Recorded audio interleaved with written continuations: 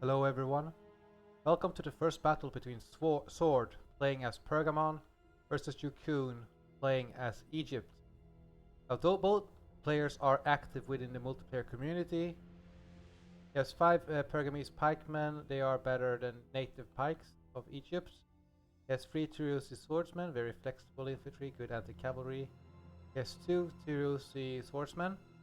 These men are weaker than the Macedonian version of them, but they are cheaper. He has 2 units of Galatian mercenary spearmen, definitely very aggressive shock spears here. They can be placed together after the infantry have hurled the precursors against each other. These men can move up, charge in, and just rotate with the unit that took the precursor fire, for example. Pergamon has a skirmisher force to deal with the Egyptian elephants. That's a Rhodian slinger, a Tribali slinger, and a Greek archer. The Scorpio is the furthest up, so he can deny the enemy cavalry access. And that's his army. He has some Tarentine cavalry here, very fast melee cavalry, and a companion cavalry as a general. But I would want to see heavy lancers, though heavy lancers are slower and a bit more expensive than the Tarentines. They have a better charge, and Egypt has the advantage here in support infantry. They have these Ptolemaic swordsmen, 3 units of these. They are more armored than the Tirusi swordsmen of Macedon, like in the Pergamon. They have more armor and better melee defense. So these men are definitely superior in that department. He has 4 Judean spearmen, or Tirusi spears, and they have more armor than the Pergamese version of it. They cost more though. He has 5 units of native pikemen. They're a bit spread out. He has a Galatian spearman unit here in the center, because there's a little bit gap here and he wants to have it there. He has his Scorpio here in the rear. Center, fine. And after that we have a Judean slinger unit. We have 3 units of Sarissa lancers and a sacred squadron with an elephant. Egypt definitely has an advantage when it comes to shock power, but in actual melee combat the Pergamese may win out. But it's all about the supporting troops. They have slingers and archers along with the Scorpio to zone out the Egyptian cavalry, but they still have to deal with the supporting infantry of Egypt. Let's get this battle started.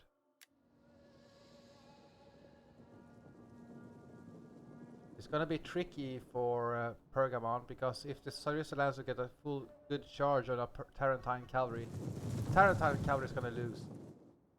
So I would have wanted to see heavy lancers instead, even though heavy lancers are a bit more expensive, because heavy lancers have a better charge.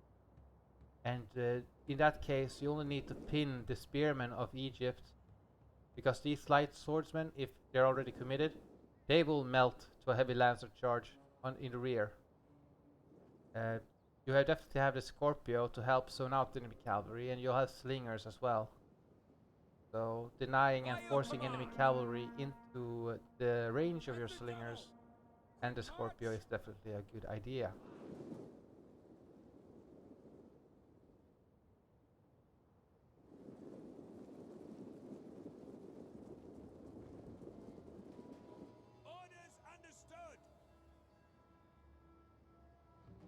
The Scorpio is more to this side.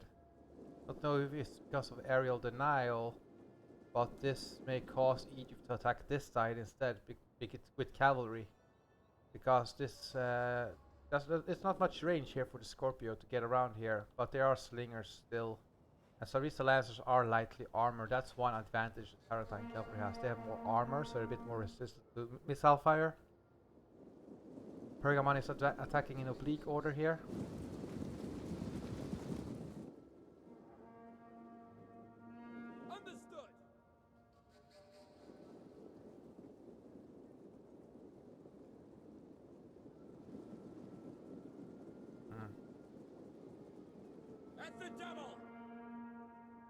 Those slingers should try to target the Scorpio first of all.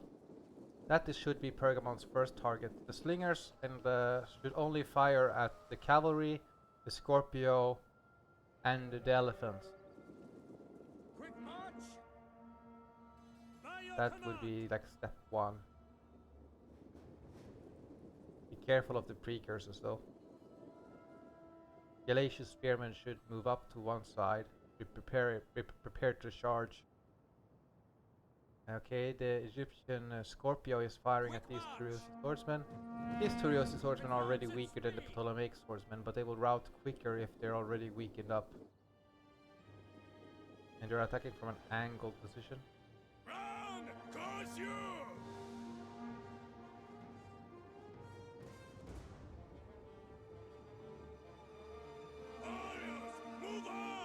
Both Galatian spearmen are moving up here, and that's a wonderful throw on these Judean Tyreus spears.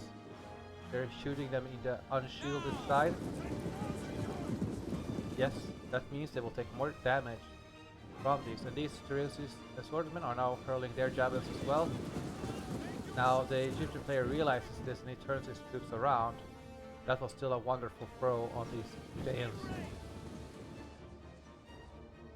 Unfortunately, the Tyreus swordsmen do not have much armor, so they will suffer because of it. Advance at speed! These Ptolemaic swordsmen are also going for the unshielded side of this Ptolemaic swordsman. If these units break, Egypt will have an advantage in support infantry and can get more flanking opportunities.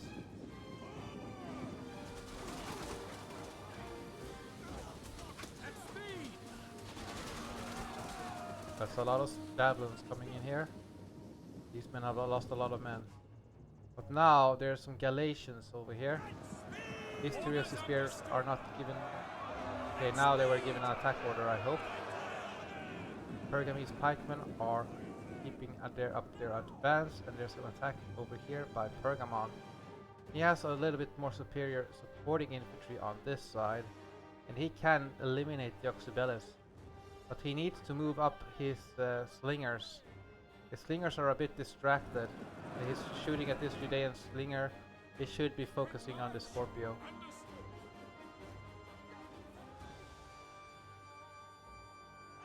These Galatians should not commit because there's a lot of support infantry over here.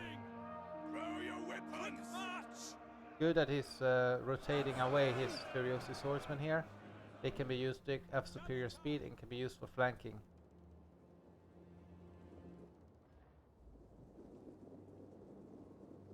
Tyreus spearmen here are attacking the Judeans. Some Pergamese swordsmen are moving up here, they have better speed, and another Tyreus spears over here. The risk is here for Pergamon that he's going to lose horsemen in trying to attack this side. Egypt is attacking here with his the Scorpio of Pergamon is trying to hit the elephants of this one, and that's not going to work. The Tyreus swordsman here got a good hit with javelins on this Larissa Lancer. Slingers are here and Greek archers are here. You can definitely fire at these Oxybelus. Here I would rather let the infantry fight it out and have some cavalry come in. The Galatians are winning here. That's definitely a good idea. Using the superior speed of his Tyreus swordsman here. Definitely attack here when the Scorpio is over here. This is safe for cavalry to attack. The fight is coming in here and the Oxybelus is just keep charging in. There are some elephants on its way. Everything must target the elephants here. This Larissa Lancer is losing to these. There are some Tyreus swordsmen here that can definitely be used here to flank these Larissa Lancers. It will still do damage. But some spearmen are coming in here and flanking this Larissa Lancer and routing it. That's good. However, these swordsmen are routing are very vulnerable to an actual cavalry attack. So more Judeans are coming in here. Here there's a gap here that Tyreus swordsman can be used. But this Tarentine Hippeus got killed off, which is unfortunate because there was a spear support here. And that cost them to lose a cavalry unit. See what happens here. The Judean, Pergamese Tyreus spears are coming in here. That pins down 2 of the Egyptian spear units. Unfortunately, this also means that the elephants have a free reign. But now, like Pergamon do have missile fire, but their Pergamese general is taking damage from slingers, and the elephants are going in. And now Pergamon is attacking here with attacking the Scorpio maybe. He's trying to shoot the Tyreosi spears, and maybe he could pike wall his phalanx and can hit this pike unit in the rear quickly. Now this Lancer is free. His Tarentine cavalry is just standing here. These Ptolemaic swords are still better than the Pergamese swordsmen, so this Tarentine needs to decide what to do. This Oxybelus is very vulnerable. Can it fire? It can still fire. And okay, here Pergamon's general got isolated, and there's some point blank volleys here with a scare here on the Pergamese general. This general is gonna get run down. And Pergamon's infantry is not disciplined, so they will all suffer here because of it.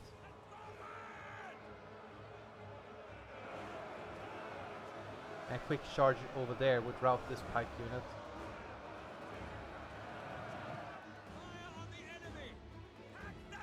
Now the Tarentines are trying, or this Scorpio is gonna try to protect itself. The elephants are going in now.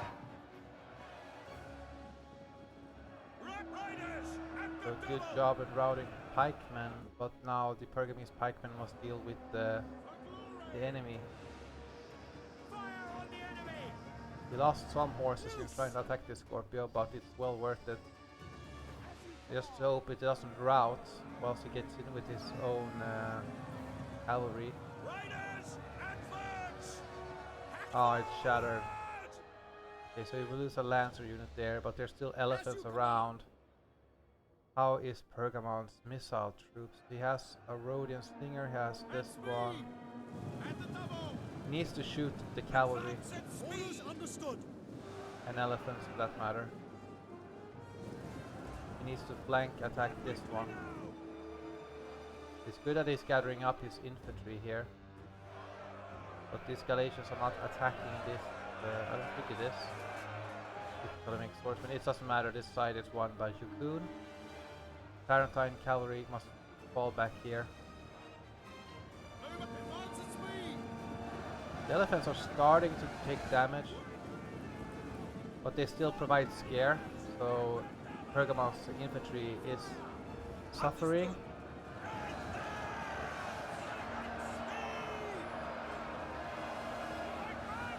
These Clarissa Lancers are taking damage. That's good for Pergamon. But Pergamon's supported was inferior to the Egyptians. We see a lot of spears here from Egypt. These elephants are still out of control, but they still provide a scare for the Pergamese pikemen. Pergamese pikemen are not top notch.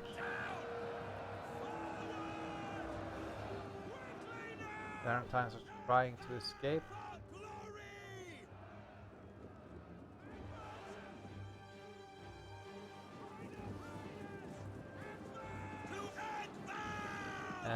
Try to charge this Judean.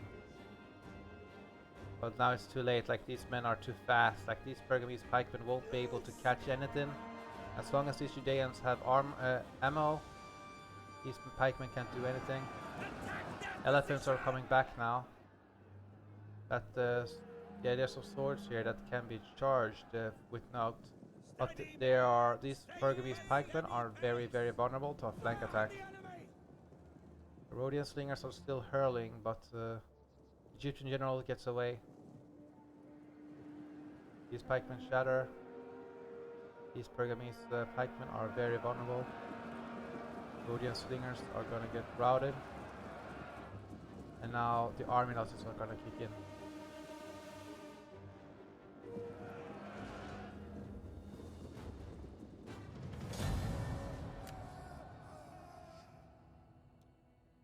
Good game to both players.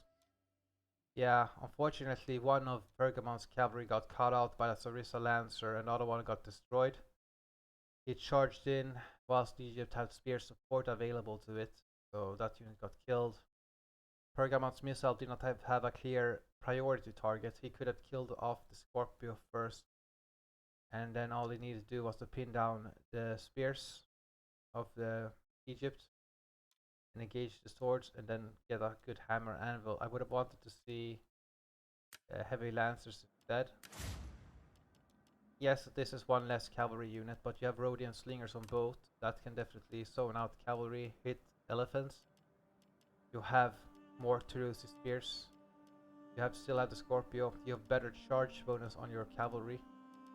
Be defensive on the side where you see a Scorpio and attack the other one. Force the enemy Sarissa Lance to commit to you. And you still have a lot of spear support.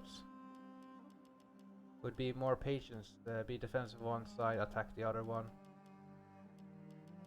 Would have been interesting to see, but it was a very good battle here. I did enjoy to watch this battle.